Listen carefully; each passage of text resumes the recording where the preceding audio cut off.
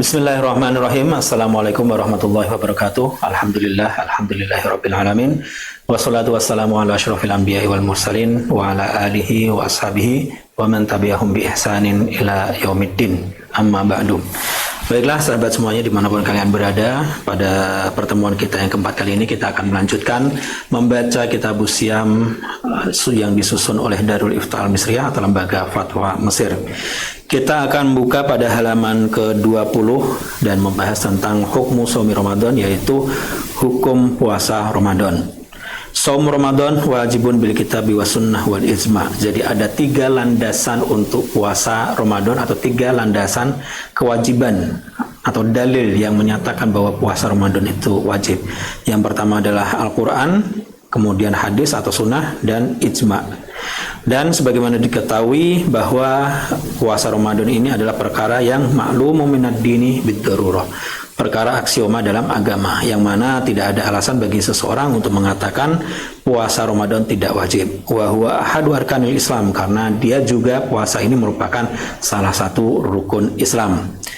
Dan orang yang menentangnya atau mengingkari kewajiban puasa, maka dia dihukum kafir, yakfur jahiduhu illa idza kana jahilan nasha'a bi badiyatin ba'idah anil ulama, kecuali dia tidak tahu sama sekali semenjak lahir, hidup di daerah terpencil dan jauh daripada ilmu dan ulama.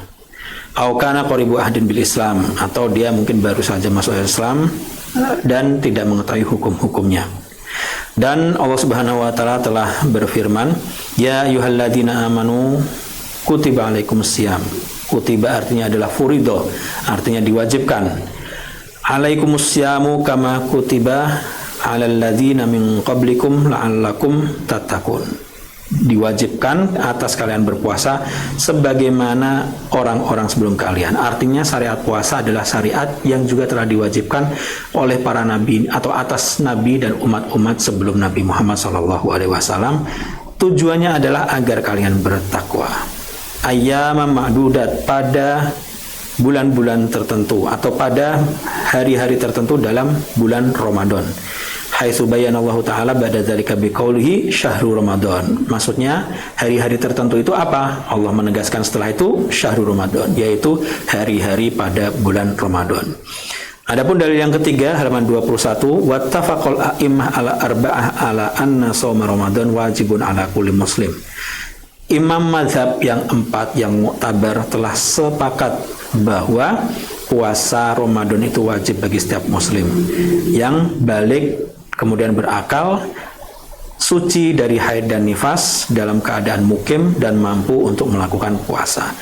Artinya bukan hanya imam 4 mazhab saja, tapi seluruh imam dan seluruh mujtahid dan seluruh ulama telah aklamasi dan berijma bahwa puasa Ramadan itu wajib. Kemudian selanjutnya syarat-syarat wajib puasa. Apabila seseorang telah memenuhi syarat-syarat berikut ini, maka telah wajiblah baginya puasa Ramadan. Apa saja? Yaitu yang pertama adalah al-Islam. Dia beragama Islam. Kemudian yang kedua balik, yang ketiga berakal, dan yang keempat adalah mampu untuk melaksanakan puasa. Dan kemampuan tersebut yaitu terwujud dengan adanya kesehatan. Tatahaqqaq bisihah, artinya fisiknya sehat. Maka orang yang sedang sakit tidak wajib untuk berpuasa. Dan orang yang mungkin mendapatkan kesusahan yang sangat berat di atas kemampuannya dan dengan mukim, maka musafir tidak wajib puasa. Artinya boleh untuk tidak berpuasa dan menggantinya pada waktu yang lain. Dan juga tidak adanya penghalang dari hal-hal yang memang secara syariat itu membuat seseorang terhalang untuk melaksanakan puasa. Seperti apa? Seperti haid dan nifas. Dan barang siapa yang tidak berpuasa pada waktu tersebut karena sebuah uzur tertentu, maka tidaklah wajib baginya berpuasa, kecuali atau melainkan dia wajib untuk mengqadanya pada hari-hari yang lain ketika halangannya sudah tidak ada. Adapun orang yang tidak mampu untuk qada, maka hendaknya ia membayar fidyah. Demikian juga orang yang sakit dengan sakit yang menahun dan kronis dan tidak mampu untuk berpuasa, maka juga diperbolehkan untuk membayar fidyah. Para sahabat semuanya, dimanapun kalian berada, kemudian pada halaman 22 kita membaca di situ tentang syurut sihatis shaum, syarat-syarat sah puasa. Apa syarat sah puasa? Jadi keabsahan puasa atau puasa itu bisa dikategorikan sah ketika memenuhi syarat-syarat berikut. Yang pertama adalah al-Islam, sehingga orang yang kafir, yang tidak Islam tidak sah puasanya. Tapi dia wajib puasa dengan masuk Islam dulu baru berpuasa. Kemudian berakal, wa yuqsadu bihi tamyiz, artinya dia mumayyiz, maka tidak sah orang yang berpuasa atau orang gila misalkan, atau bayi yang masih belum mumayyiz itu tidak sah puasanya. Kemudian suci dari haid dan nifas. Jadi syarat puasa itu adalah suci, tetapi suci dari haid dan nifas, bukan suci dari hadas kecil atau besar. Sehingga orang yang junub misalkan tetap sah puasanya, orang yang tidak punya wudu tetap sah puasanya. Tetapi kalau haid dan nifas maka tidak bisa berpuasa dan tidak sah. Kemudian mampu untuk berpuasa, artinya dia waktunya itu waktu yang tidak dilarang untuk berpuasa. Seperti apa yang dilarang untuk berpuasa? Pada hari Idul Fitri, pada hari Idul Adha, dan pada hari-hari tasyrik, yaitu tanggal 11, 12, dan 13 Dzulhijjah itu dilarang berpuasa. Itu adalah syarat sah. Kemudian di sini disebutkan tentang perbedaan antara syarat sah dengan syarat wajib. Jadi tidak adanya syarat wajib itu tidak membatalkan puasa, berbeda dengan tidak adanya syarat sah, maka itu meniadakan atau dapat mencegah keabsahan puasa. Nah, itu telah disebutkan juga oleh Syekhul Islam Al-Burhan Al-Bajuri Asy-Syafi'i dalam kitabnya Hasyiah Al-Fiqhiyah. Dan beberapa syarat tersebut adalah syarat bersama antara syarat keabsahan, syarat sah, dan syarat wajib. Dan sebagiannya hanya khusus untuk syarat wajib saja. Seperti Islam, berakal, ini keduanya adalah syarat sihah atau syarat sah, sebagaimana keduanya juga syarat wajib. Akan tetapi yang dimaksud dengan Islam adalah atau Islam dalam syarat sah di sini, Islam dalam keadaan dia pada saat itu. Nah, kemudian selanjutnya sahabat semuanya, pada halaman 23 kita membaca tentang arkanus shaum atau rukun-rukun puasa. Lissaum al-wajib ruknani. Jadi puasa itu memiliki dua rukun saja untuk puasa wajib atau puasa Ramadan.